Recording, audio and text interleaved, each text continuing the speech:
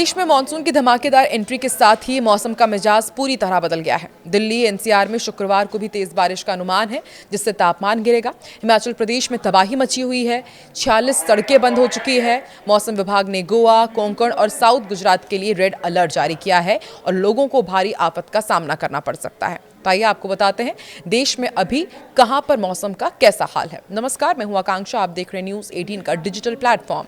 Monsoon देश भर में तेजी से आगे बढ़ रहा है और अगले 24 घंटे बेहद खतरनाक होने वाले हैं। दिल्ली एनसीआर में मॉनसून ने 5 दिन की देरी से दस्तक दी है। मौसम विभाग ने भी आने वाले दिनों में दिल्ली में तेज हवाओं के साथ भारी बारिश का अनुमान जताया है।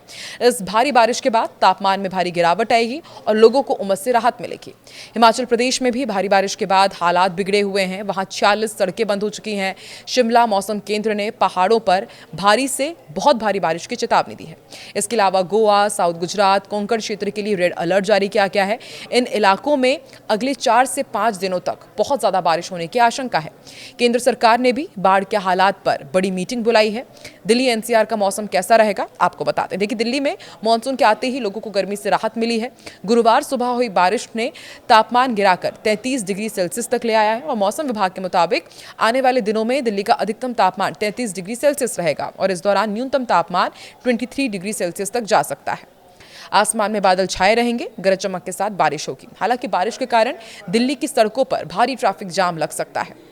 गुरुवार को भी रेड लाइट खराब होने से लोग कई घंटों जाम में फंसे रहे। स्कूल बसों और दफ्तर जाने वालों को भारी परेशानी हुई।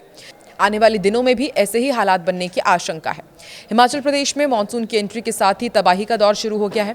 राज्य में मध्यम से भारी बारिश के कारण जनजीवन बुरी तरह अस्त व्यस्त हुआ है। सरकारी आंकड़ों के मुताबिक राज्य की 46 सड़कें बंद हैं।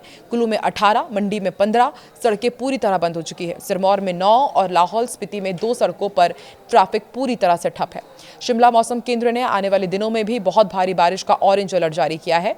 यह अलर्ट 2 जुलाई से 5 जुलाई तक के लिए लागू रहेगा। मौसम विभाग ने पर्यटकों और स्थानीय लोगों को सावधान रहने की सलाह दी है। खास तौर पर कहा है कि लैंडस्लाइड वाले जितने भी एरिया हैं, नदी के पास आप बिल्कुल भी ना जाएं, क्योंकि वहां पर सबसे ज्यादा खतरा है। इधर देश के पश्चिमी तट पर मानसून का सबसे खतरनाक रूप देखने को मिल रहा है। मौसम विभाग ने गोवा, दक्षिण गुजरात, कोंकण क्षेत्र के लिए रेड अलर्ट जारी किया है। इन सभी इलाकों में अगले 4 से 5 दिनों तक अति भारी बारिश होने के अनुमान है। मुंबई की जुहू में पिछले 24 घंटे के अंदर 205 मिलीमीटर बारिश दर्ज की जा चुकी है। लगातार बारिश हो रही है और इन राज्यों के निचले इलाकों में पानी भरने का खतरा बढ़ गया है।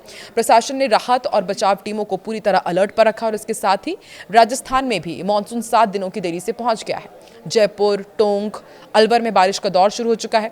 प्रधानमंत्री नरेंद्र मोदी ने बाढ़ और सूखे से निपटने के लिए क्या प्लान बनाया है वो भी आपको बता देते हैं। देखिए, देश में एक तरफ बाढ़ और दूसरी तरफ कम बारिश को लेकर केंद्र सरकार एक्शन में है।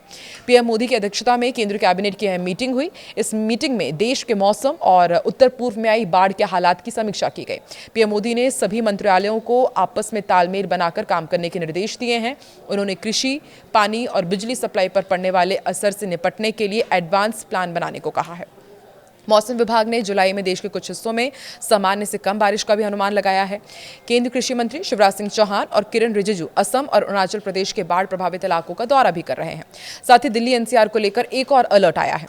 ओजोन परत की वजह से बारिश के बाद प्रदूषण बढ़ने की भी संभावना जताई गई है। मौसम विभाग के अनुसार जून के आखिरी दिन मानसून मध्य प्रदेश के कई हिस्सों के अलावा उत्तर प्रदेश, उत्तराखंड, हिमाचल प्रदेश और लद्दाख तक पहुंच गया है और अब अगले 48 घंटों में इसके गुजरात के कुछ हिस्सों में और इसके साथ दिल्ली एनसीआर, हरियाणा और पंजाब में दस्तक देने की उम्मीद है। वहीं 3 से 5 जुलाई के बीच विदर्भ, मध्य प्रदेश, गुजरात और दक्षिण पूर्वी राजस्थान में भारी बारिश के संकेत हैं। पूर्वोत्तर राज्यों में भी झमाझम बारिश का दौर जारी रहने की संभावना है।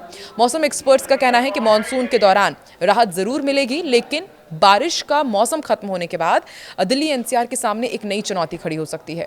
ओजोन लेयर की वजह से मानसून के बाद प्रदूषण बढ़ सकता है और एक्सपर्ट्स बताते हैं कि कई लोग ओजोन प्रदूषण और ओजोन लेयर को एक ही मान लेते हैं, जबकि दोनों अलग अलग हैं।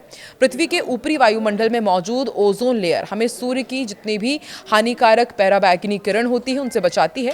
इसके विपरीत जमीन के पास बनने वाला ग्राउंड लेवल ओजोन एक प्रदूषक गैस होता है जो लोगों की सेहत के लिए नुकसानदायक मानी जाती है। पिछले 6 साल के आंकड़ों के अनुसार Delhi NCR ground level ozone प्रदूषण का सबसे बड़ा हॉटस्पॉट बन चुका है।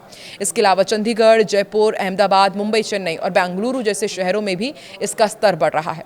सितंबर से नवंबर के बीच जब मानसून कमजोर पड़ जाता है तेज धूप के साथ वाहनों और उद्योगों से निकलने वाली गैस आपस में रासायनिक प्रतिक्रिया करती है, तब ओजोन का स्तर तेजी से बढ़ सकता है। बारिश की वजह से गर्मी से राहत मिल सकती है, लेकिन आने वाले महीनों में वायु प्रदूषण बढ़ सकता है, जो सेहत के लिए ठीक नहीं है। एक्सपर्ट्स का कहना है कि प्रदूषण प्रभावी उपाय ही भविष्य में ओजोन के बढ़ते खतरे को कम कर सकते हैं। तो देखिए, एक तरफ कम बारिश, दूसरी तरफ मूसलाधार बारिश और अब ओजोन प्रदूषण की बात सामने आ रही है। ऐसे में बहुत ज़्यादा ज़रूरी है कि आप सावधान रहें, अपना ख्याल रखें। अभी आप देश के किस हिस्से में रहते हैं, वहाँ पर वेदर का क्या हाल है, कमेंट सेक्शन पर ज़रूर बताएं।